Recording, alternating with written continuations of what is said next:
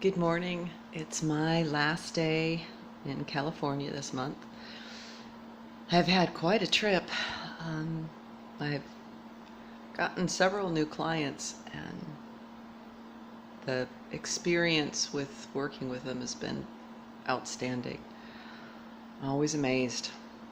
Anyway, this morning I got an interesting message because it was visual, and it was visual and auditory, and it was a couple actually buying a cake for a birthday party, and then as they were leaving there was a very clear message about going over the meridian and about this cake being for a girl.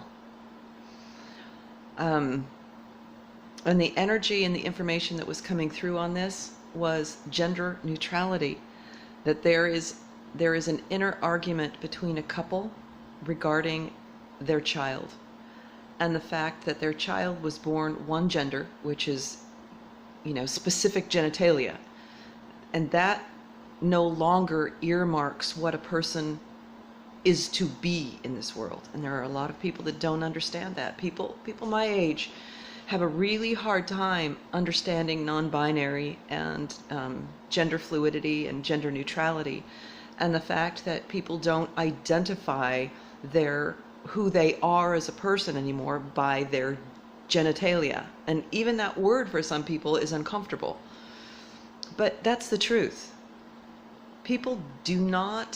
Young people these days, many of them, not all of them, but many young people these days do not define the love that they have for another human being by their sex organs.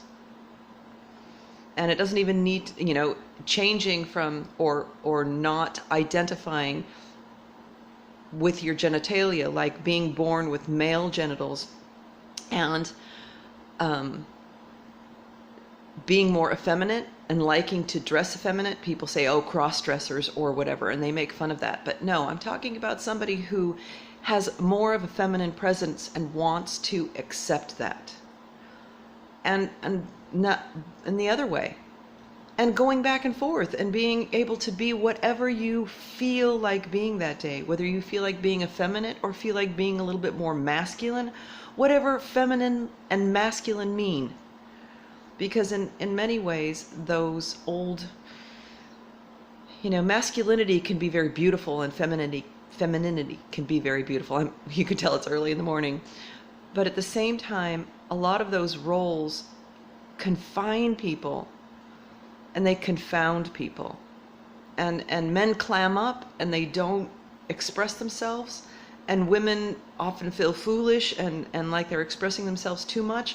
But men enjoy the emotion that they don't get to show through women, and women like that solid masculinity because they've been taught this to be this other thing. And so in many ways gender fluidity is quite a beautiful thing. And so the message is this: there is a couple out there that is struggling with the fact that their child is gender neutral, is not identifying with the genitals that they were born with. And it's causing an argument. It's more with this couple, it's more on the man's side. The man is like, she is a girl. She. It's not they to him.